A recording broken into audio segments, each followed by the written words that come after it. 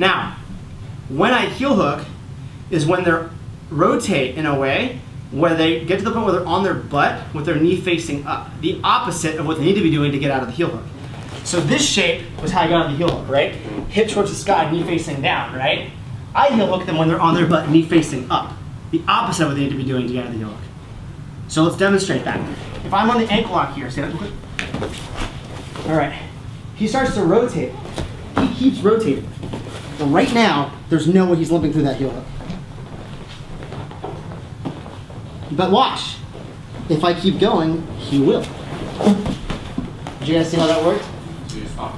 Stop there. Yeah, once that knee can point down, he's getting out. On their butt, knee facing up is when you heel hook them. If you're not there, stay on your ankle lock. Otherwise, they can get out. So if we go back to the first escape, if they over-rotate and escape, they actually set themselves up to be heel hook. Correct. So if he starts limp legging like he's in a heel hook, but he's not. He's in an ankle lock right now. Do you guys see that? So he goes, my coach said spin. So he rotates right here. I can ankle lock him here. If he keeps going, I heel hook him here. Right? That's your spot. On his butt, knee facing up. If he's not there, stay on the ankle lock. Make sense? Yeah. Would you ever bait an ankle lock to escape leg control from standing? Like you're comfortable? I'm always going for ankle lock. It's not a bait. No, for the person in leg control. Would you ever try and like make them heel hook you from standing? So you I will. Yes. I'd much rather than jump on a heel hook, 100% of the time. If I'm standing over them, I want them on a heel hook. That's a very good question, right? So that's why I want you guys to be careful of this thing. When you're on your back, you got pressure with your feet here, and you go through the reap too early, right? Like, this is what I should be doing. No, come back. Right. That's why I want you guys to make sure you get the ankle early, because the second that reap comes through, I'm going to dip my knee through before you jump on the thing. And even if you were going for the ankle lock, if you go ankle lock after the reap, it'll be too late. Right? That's why I wanted you to keep pressure with your feet. Get the overhook so you can put this through. Right, exactly. Make sure that's the order. Otherwise, I'm going to dip through. And that takes time and practice. And I don't know how many hours a week you guys are defending leg locks. But I mean, if in my gym, it's going to be, half of every roll you're going to be defending leg locks. So you get used to this.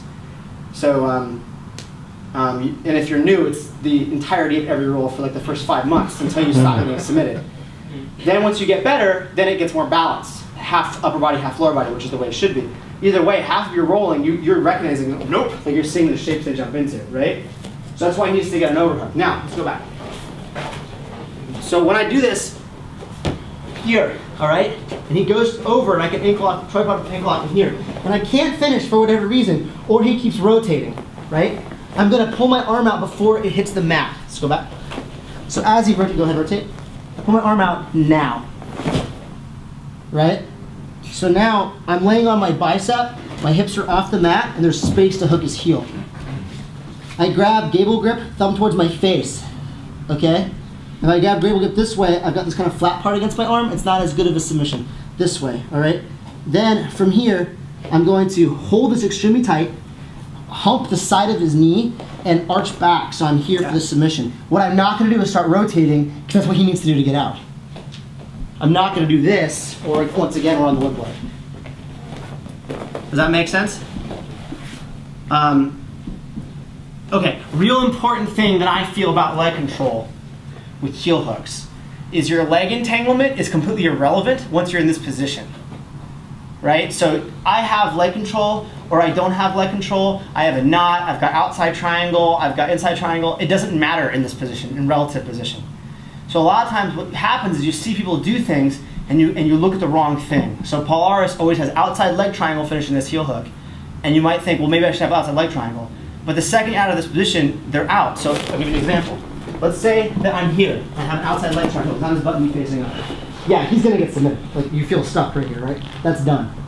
Now let's just say all of a sudden I go this way. That's the easiest escape ever because you don't have to clear that shin anymore. The outside leg triangle is not why he was in trouble. Do you understand? It was the relative position on the heel hook. When you talk about heel hooks, that's what's gonna matter. It's not what your legs are doing. Okay? No matter what someone's selling you on what their legs are doing. This is what's gonna matter. What's up? On his butt, knee facing up is when he's toast, no matter what my legs are doing. Right? So let's just say we do this. Let's say I had leg control here. He rotates over. We go past the point. I come here. I pull up both my legs. like this, and I do nothing. Do you think you're gonna get out of this? No way. No way. This is no leg attack whatsoever. He is done. Do you guys follow me? What my legs are doing has no relevance on whether or not this is gonna work. It's what, yeah, exactly, right? It's a relative position. On his butt, knee facing up, means I can be here, means I can be here, means I can be here, means I can have a knot tie like this and be like, this is the reason. It's nothing to do with this. It's the relative shape.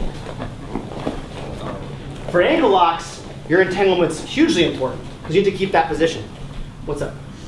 When you end up in that position, the one thing that I've run into, and I'm usually on ankle locks, but is the person being able to almost force that leg through because nothing's stopping you from coming in behind Can you show me which one? Can you show me? Because I can't Can imagine. you just put him exactly where you were? Okay, so from what point? From the heel? Finishing the finish position. Okay, so we were like, Basically Let me see here. Okay. So I know at this point you've already got it locked up, Okay. but as he's rolling through, you try to fall on this. Let's go back for an angle. Nothing's stopping him from So kind of here- almost climbing your back and trying to put more, like shoot that, almost give you the boot, and then like. yes. You know Okay, what I mean? so in this situation and how he can compress on me, things like this. Yeah, and Okay. then obviously fighting out from there, but at least stalling that position. What I'm gonna do is I'm gonna switch to my knees and put pressure back into him.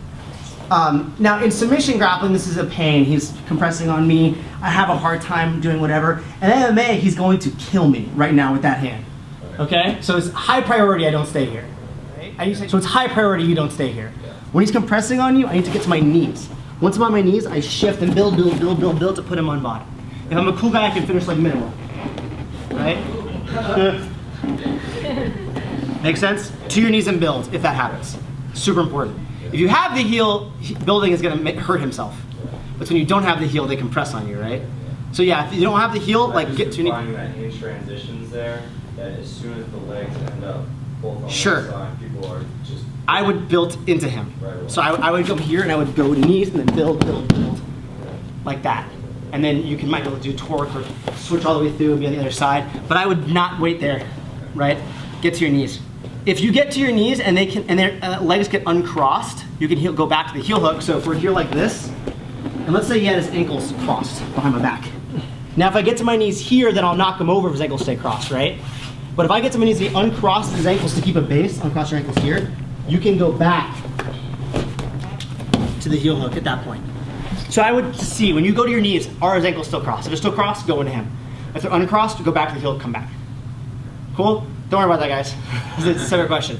I want you to worry about this. He stands over you. You're here. You stretch to go to his hands. You go for the ankle lock. He keeps rotating. Let that arm out. Gable grip. Hip off the mat. Shoulder and head on the mat. Hump the side of his knee. And kind of just hold on tight and push the toes towards his back. If you've never been heel hooked before, just like feel the pressure on your knee or your ankle. If it doesn't feel right, then you should tap. Let's say I had an ankle lock here, like this, and he peeled my feet out, and then instead of going this way, which we did, he threw my feet this way, right? And now he can do the compression and the punching in the facey thing, right? Okay, so let's go back. So I'm in the same transition. He does that again, pulls my feet out, on his butt, knee facing up. I come here. Okay. Whenever he makes himself do that, whenever he's here, is when he's gonna get heel hooked. Or he should be here when he's being heel hooked. The problem with only hunting for heel hooks is that they know to always be here. But if you're going ankle lock, heel hook, they don't have an automatic guaranteed thing they can do, right? Because if he goes for an ankle lock here, and I go to dip my ankle lock to the ground, I'm gonna end up in the tripod. Does that make sense? That's why I'm suggesting you guys learn how to alternate between ankle locks and heel hooks. Also, the benefit of the heel hook is you can use it to get to top position, right? It's a very good defensive position. If I was teaching you how to just defend yourself from something hitting you, I would show you that whole sequence just without the ankle lock finish. Just get control to get distance and stand up, right? You want a single leg, you want to take the guy down with a single leg entrance, but you're on your back, okay? So you have to figure out a way to get around that leg, get the weight off that leg, and stand up. Now you're on a single leg. That's basically all we're doing for our ankle lock entrance, right? We're just adding a submission. You can remove the submission, just do that. That's what makes it so beneficial. If you're talking about submission grappling, only submission grappling, I still recommend it because it helps you keep the guy under control as you make your transitions, right? And if you have somebody like an MMA or a situation where they just don't want to tap, it's a really good tool to get to top position. If that's all you're using it for. Are there any questions about any of this stuff? or you feel all right about it. So on their butt, knee facing up, heel hook them. If they're on their hands, their knees facing down, you're gonna have a hard time with that heel hook. If you do put that heel hook in, you need to take them a full rotation to finish. So let's say that I'm here and he puts on a heel hook like this. What he needs to expect to do is go shoulder, head, shoulder, stop. Rotate, shoulder, head, shoulder, stop. Right? So he does put that heel hook on too early. Go all the way, yeah, now my knees, I'm about knee facing up, right? So we did start here. He puts the heel hook on now and just starts to rotate, just kind of crank the heel hook. Like that's how I'm gonna get out, right? Don't expect that to work. Instead, what he should do is hold on tight with everything and just get himself, shoulder, head, shoulder, boom, boom, boom, stop, and then put the hips in. That's how he should be behaving. Make sense? Wait, you're creating like an angle? Not just an angle, but what his body shape is. Right now, his body shape is like this. I need his body shape to be leaning over his own leg. That's making him too far away from training, so I want him to be looking like this at the end.